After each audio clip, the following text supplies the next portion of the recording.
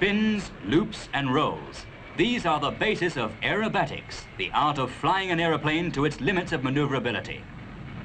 Developed by flyers in World War I to evade their pursuers, aerobatics play an important part in today's training of fighter pilots.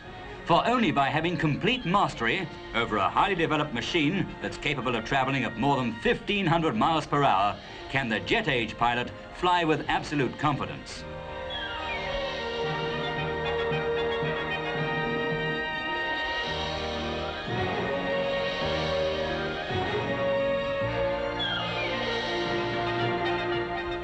From the RAF's Central Flying School, which trains the RAF's flying instructors, the Red Pelicans take off for aerobatic practice.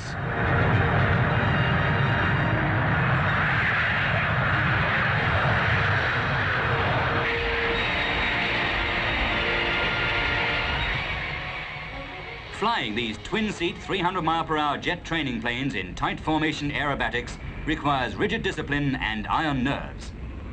Those spots before the pilot's eyes are flies on the windscreen. He edges up closer and closer to the planes ahead. Then they go into their first maneuver with the earth and sky spinning around.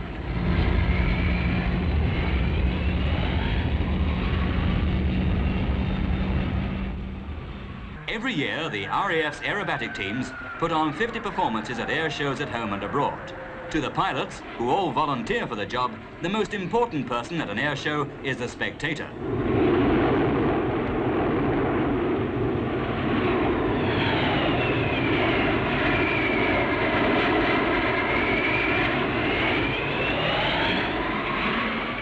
As the planes wheel and turn, they leave a trail of smoke so that every maneuver can be seen clearly from the ground.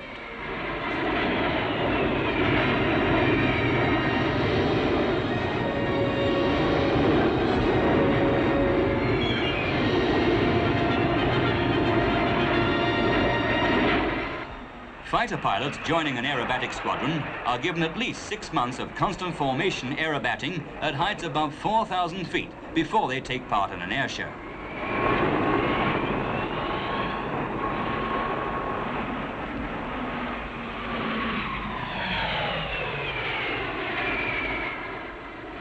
On the day, this precision flying often brings the planes down to less than 1,000 feet.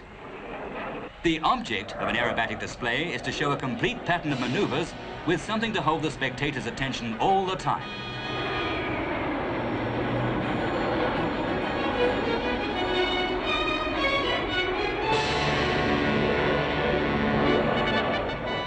As the wine glass maneuver is completed, the team quickly regroups for the bomb burst, which usually ends the display.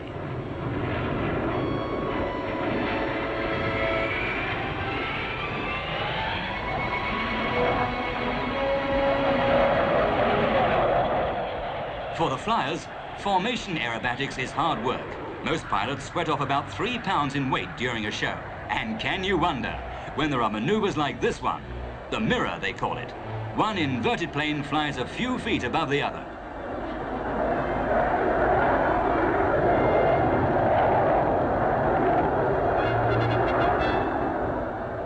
Not all of Britain's aerobatists fly with the services.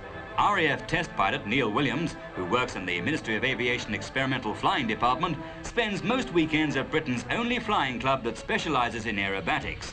It's the Tiger Club at Red Hill, Surrey.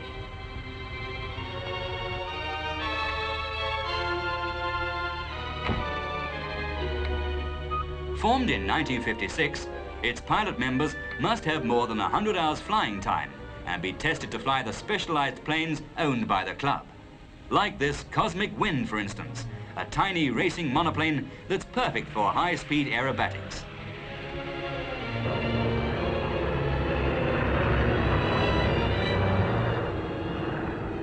A complete roll takes a second.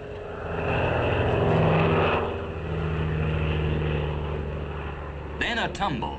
The plane's thrown upwards, twisting, and then it falls. The club's 20 aircraft are booked well in advance by the 300 pilot members, who include airline captains, engineers, an antique dealer, shopkeepers and accountants. The Duke of Edinburgh is an honorary member. London advertising man James Gilbert spends as much as £10 a week flying with the club. He prefers to get airborne in the French-built Stomp, an ungainly-looking biplane that has the winged agility of a bat. With a top speed at level flight of just over 100 miles per hour, the Stomp, at 90 miles per hour, goes into a tumble and falls like a piece of paper. It's quite safe, providing the pilot remembers what to do next.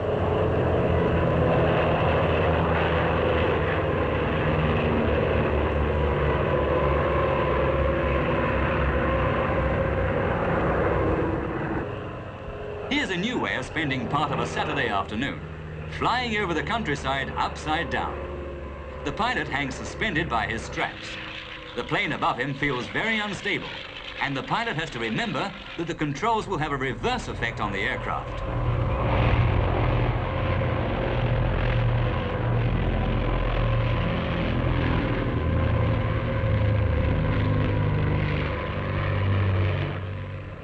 Mechanical engineer Nick Pocock, one of the Tiger Club's best aerobats, puts the Stomp into a maneuver called the avalanche. First a loop, then a flick roll.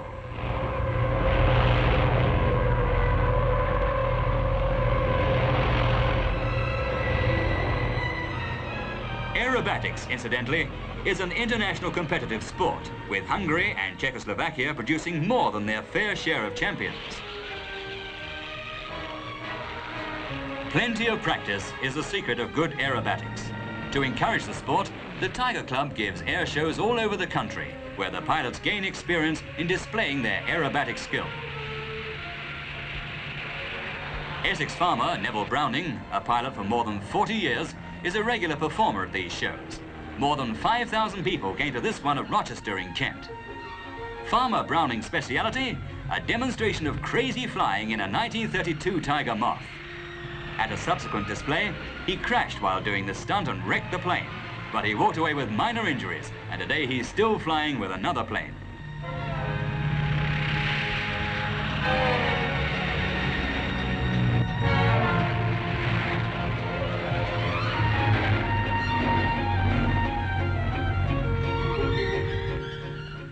The tiny British-built Turbulents give a flower bombing display. 80 miles per hour cruising speed, 35 miles to the gallon of petrol, this single-seat plane is the smallest aircraft manufactured in the world. Standing on the wing of a Tiger Moth, Canadian-born Alana Campbell, now a bookkeeper in London, shows the crowd just how steady an old-fashioned biplane can fly.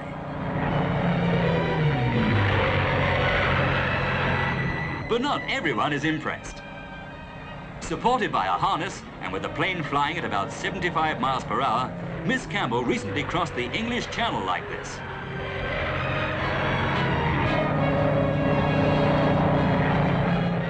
Whether it's with a 30-year-old biplane that can turn in the tightest circle, or with the latest 1,500 mile per hour jet fighter, like these lightnings of the RAF's Firebird Squadron, aerobatics is flying at its most exciting. A sport which is fun for both spectator and pilot, and in which only the sky's the limit.